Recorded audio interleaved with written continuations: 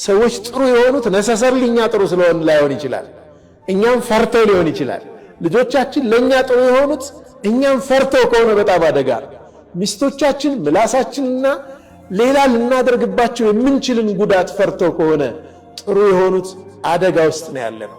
ጓደኞቻችን ከነርሱ ዘወር ስንል ረፍት የሚሰማቸውና እነሱ ጋር ስንሆን ግን በጥሩ ሁኔታ እያስተናገዱን ግን ፈርተውን ከሆነ በጣም አደጋ ነው።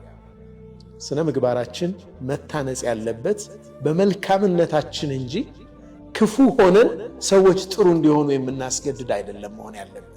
ይህንን በጣም መጠንቀቅ ይኖርብናል። ከሰዎች ጋር ባለን ግንኙነት ነቢዩ ሰለላሁ ዐለይሂ ወሰለም ስለ አንድ ጎረቤት እንደነገሩን ወላሂ ላ ዩእሚን ብለዋል። አንድ ሰው አያምንም ብለዋል። ወላሂ ላ ዩእሚን፣ ወላሂ ላ ዩእሚን 3 ጊዜ ኢማኑ ሙሉ አይደለም።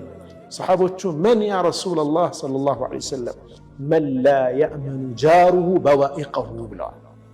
ጎረቤቱ ምን ያመጣብኝ ብሎ የሚፈራው ሰው፣ ሰላም የማይሰማው ሰው አላመነም ብለዋል ነብዩ ሰለላሁ ዐለይሂ ወሰለም። አሁን ምን ያደርገኝ ተብሎ የሚፈራ ሰው አላመነም ያሉት ነብዩ ሰለላሁ ዐለይሂ ወሰለም። ከሰዎች ጋር ባለን ግንኙነት በዛ ደረጃ የምንፈራ ስለተፈራን የምንከበር ሰዎች እንዳንሆን መጠንቀቅ ያስፈልጋል ማለት ነው።